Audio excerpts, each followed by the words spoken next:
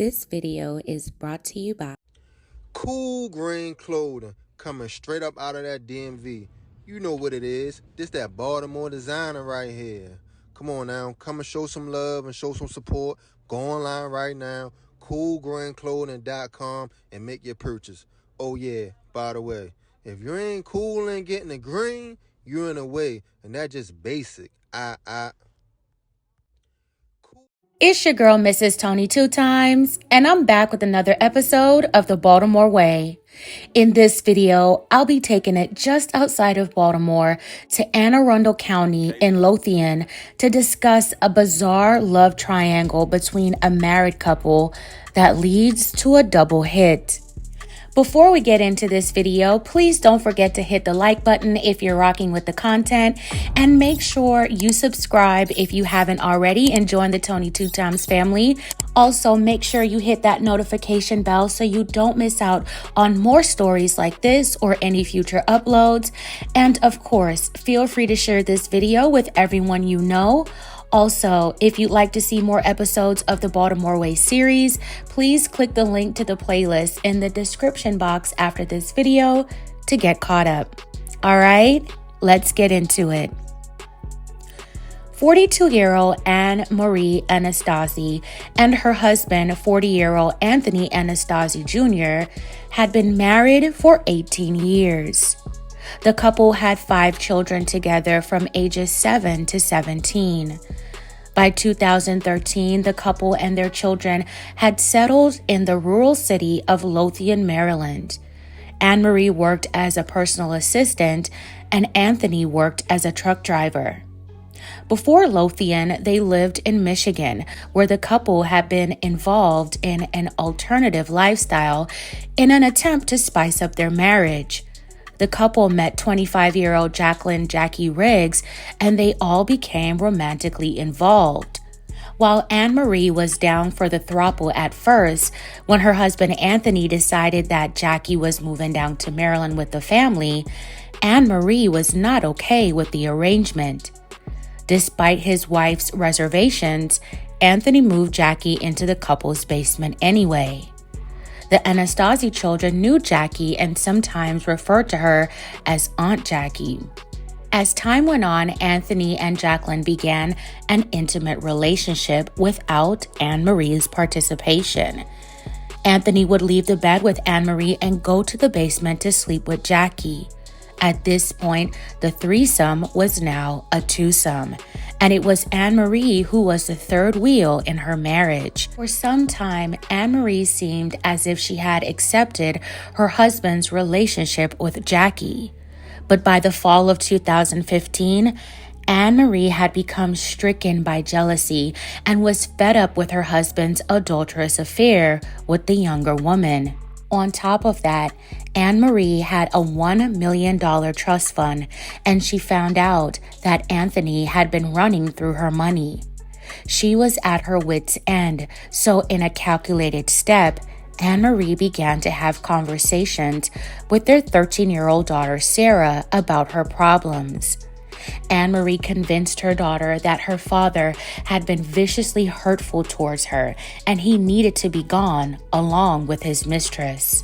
Anne Marie made her daughter believe that Anthony and Jackie were going to have a baby and take everything from the family. Sarah, who was a daddy's girl, began to grow angry at her father, especially after she found a used pregnancy test in the trash down in the basement where Jacqueline stayed.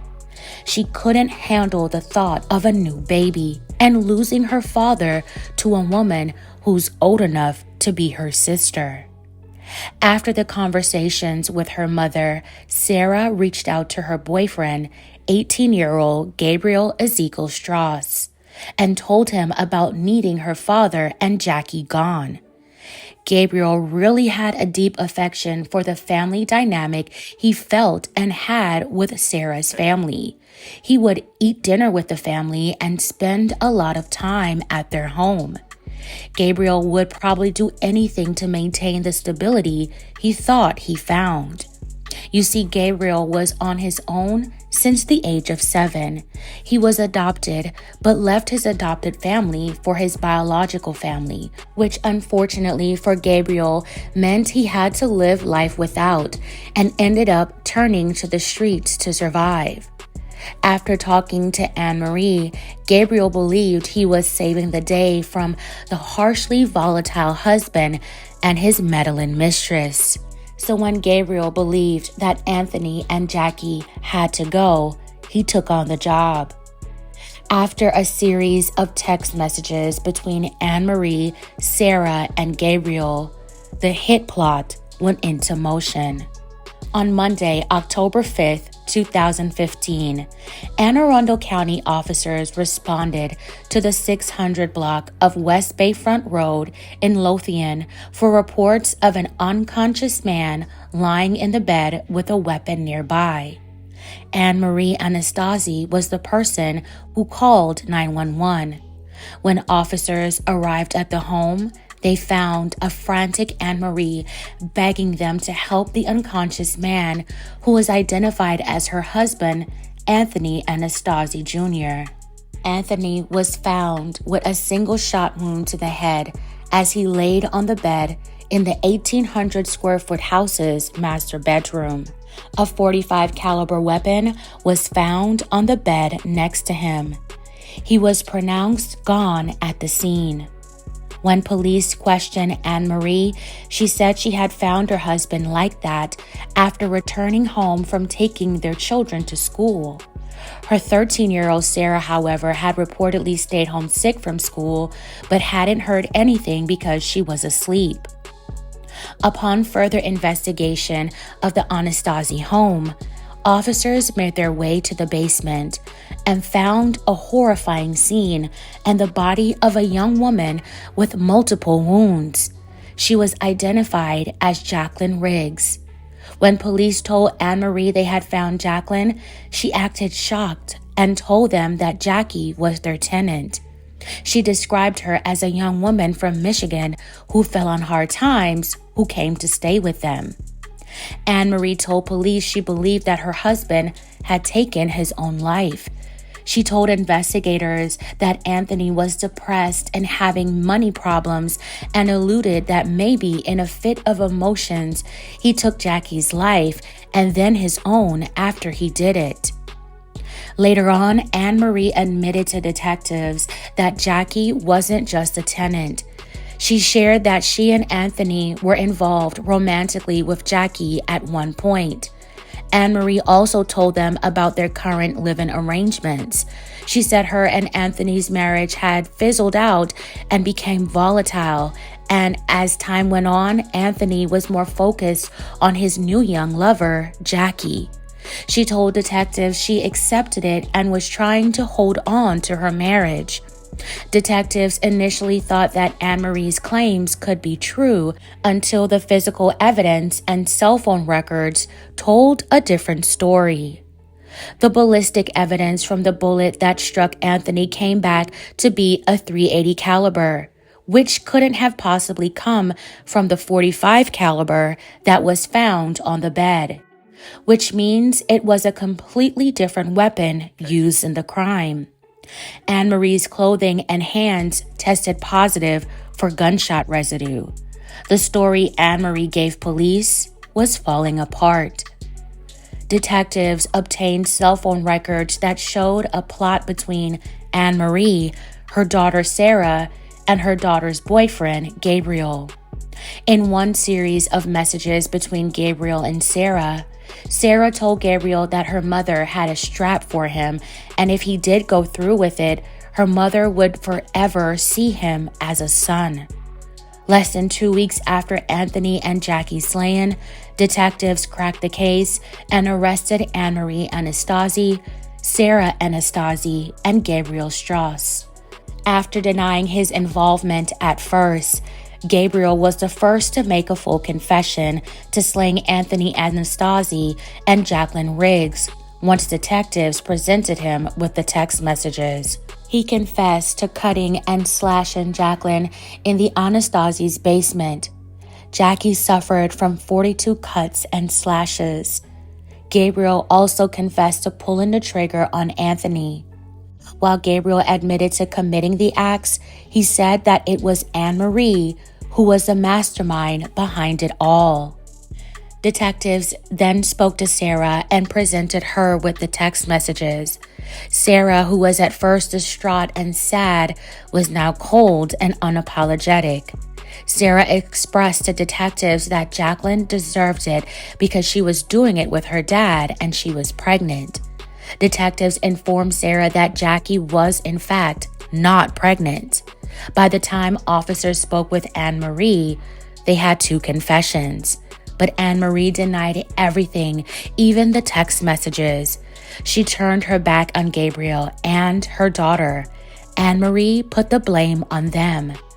Despite her attempts to cover her tracks and shifting the blame, Ann Marie was charged with first-degree hit, 2 counts of second-degree hit, and use of a firearm and the commission of a felony. As for her daughter Sarah, she was taken into custody and charged as a juvenile with 2 counts of first-degree hit and also accessory after the fact. Gabriel faced similar charges in addition to conspiracy charges. They were all held behind bars until their day in court. While in jail, Ann Marie made recorded phone calls that were incriminating. She talked about Jackie distastefully calling her out her name. She said the world is a better place now that her husband is gone. And she said Jackie should have never moved in and that she should have known that something was gonna happen. In May 2017, Ann Marie entered an Alfred plea. While she maintained her innocence, she agreed that the state had enough evidence to convict her. She was sentenced to 60 years in prison. Prior to Ann Marie's sentencing, Gabriel Struss pleaded guilty and was also sentenced to 60 years. Sarah also pleaded guilty and was sentenced to remain in juvenile detention until the age of 21. Sarah Anastasi still has a second chance at life. As for her siblings who lost both parents, they were raised by their grandparents. Jackie Riggs left behind a loving family. She was described as a sweet girl. At 25, she was just getting life started. Her family wanted her to be remembered as someone who was kind and loving. She didn't deserve to lose her life so brutally. May Jacqueline Riggs and Anthony Anastasi Jr. continue to rest in peace. My belated condolences to the families.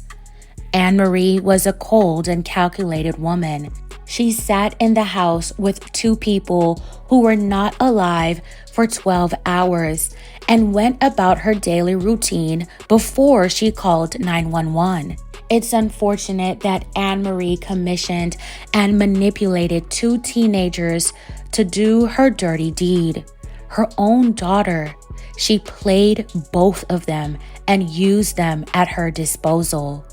The family of Gabriel couldn't believe what he had done. They didn't think he was capable of taking 2 lives. They said he was raised in a Christian home. And why was Ann Marie's daughter Sarah even allowed to date Gabriel at just 13 when he was 18?